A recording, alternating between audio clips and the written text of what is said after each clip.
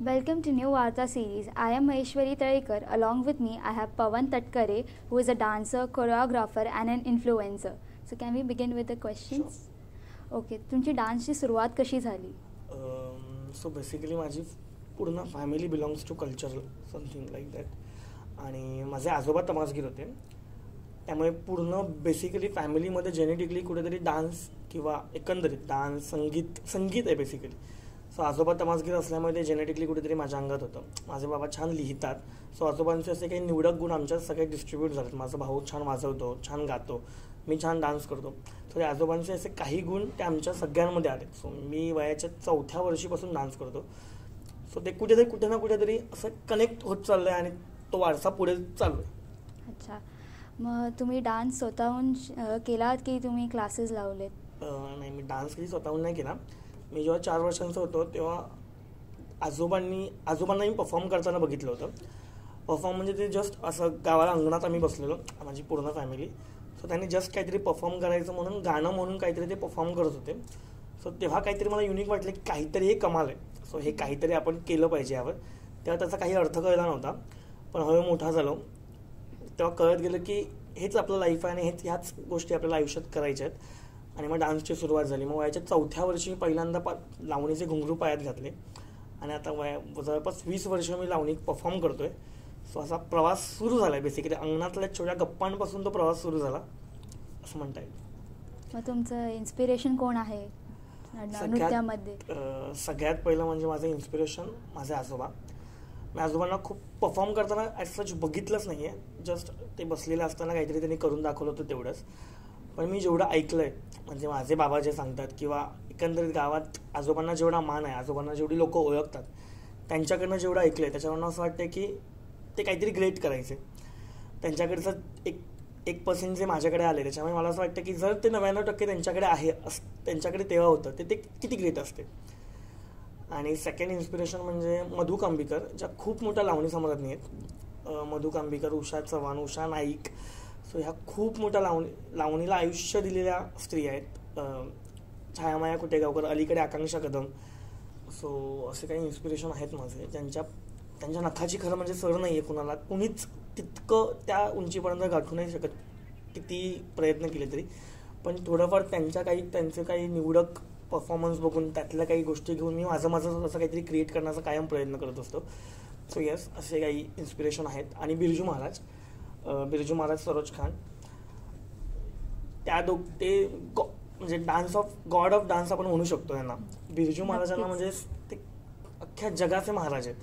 So हे inspirations आहेत माझे आणि त्या उंचीपर्यंत पोहोचण्याचा कायम माझा अट्टाहास असतो आणि तोच प्रयत्न चालू आहे, असं म्हणता येईल. ठीक आहे. तुम्ही आता झलक दिखला ज्यामध्ये पण तुमचा कसा एक्सपिरियन्स होता?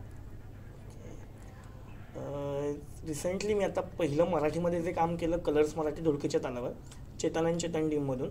सो तिथे मी असिस्टंट कोरिओग्राफर होतो आणि आम्ही जवळपास मोर दॅन 120 लावण्या एकंदरीत त्यात 3.5-4 महिन्यात आम्ही कोरिओग्राफ केल्या आहेत.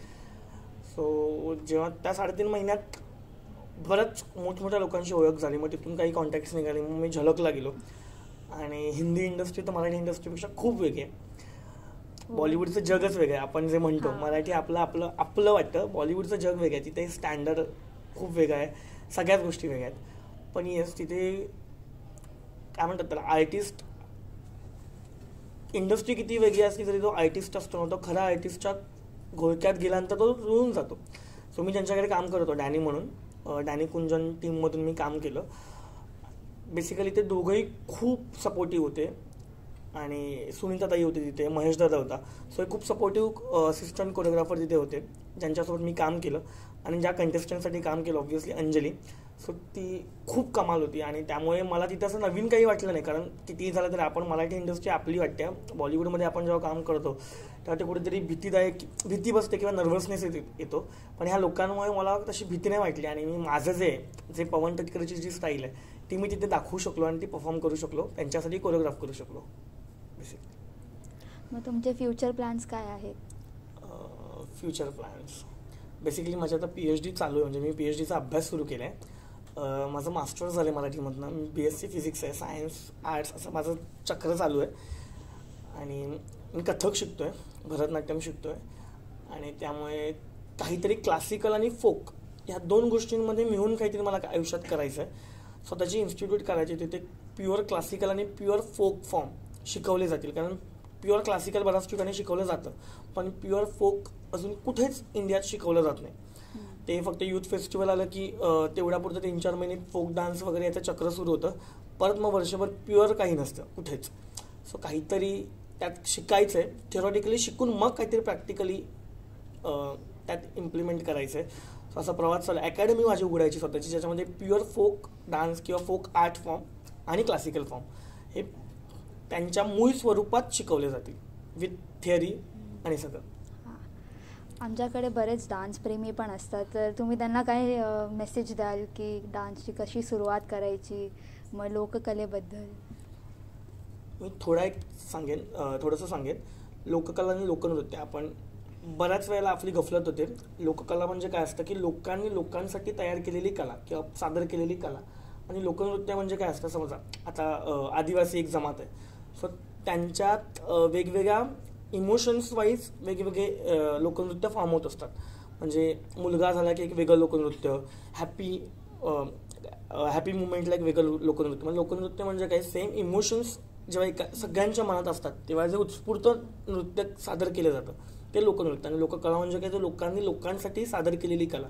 आपण नेहमी म्हणतो की लावणी लोकनृत्य आहे, पण लावणी लोकनृत्यात बेसिकली मोडतच नाही, कारण लावणी लोककला फॉर्म आहे. कारण लावणी जी परफॉर्म करते ती लोकांसाठी सादर केली जाते, एकाच भावनेतनं लावणी परफॉर्म केली जात नाही. सो हा बेसिक आपली नेहमी गफलत होते. तर मी म्हणेन, जर तुम्ही लावणी परफॉर्म करताय किंवा कुठलाही फोक आर्ट किंवा फोक डान्स फॉर्म परफॉर्म करताय किंवा त्यात शिकायची इच्छा आहे, तर तुम्हाला बेसिकली त्याचं मूळ जे आहे तिथून सुरुवात केली पाहिजे. कारण कितीही झालं तरी आजकाल आपण म्हणतो की चला साईद पूजा तर काय नाचायचं, तर ठीक आहे लावणी नाचूया किंवा गोंधळ नाचूया.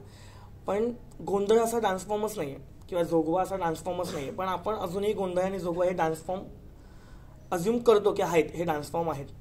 सो आपल्याला जे करायचं आहे, डान्स जर तुम्हाला खरंच तुम्ही डान्सप्रेमी असाल तर प्युअर फॉर्म घेऊन त्याच्यात तुम्ही काहीतरी क्रिएटिव्हली करा, पण त्याचा मूळ गाभा न सोडता.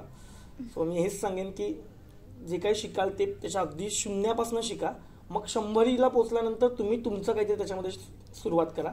पण 0 ते 100 हे ते प्युअर असू दे, ते मूळ असू दे. So that's it. Thank you so much for your valuable time. Hope to see you all again in the next episode. Thank you. Thank you.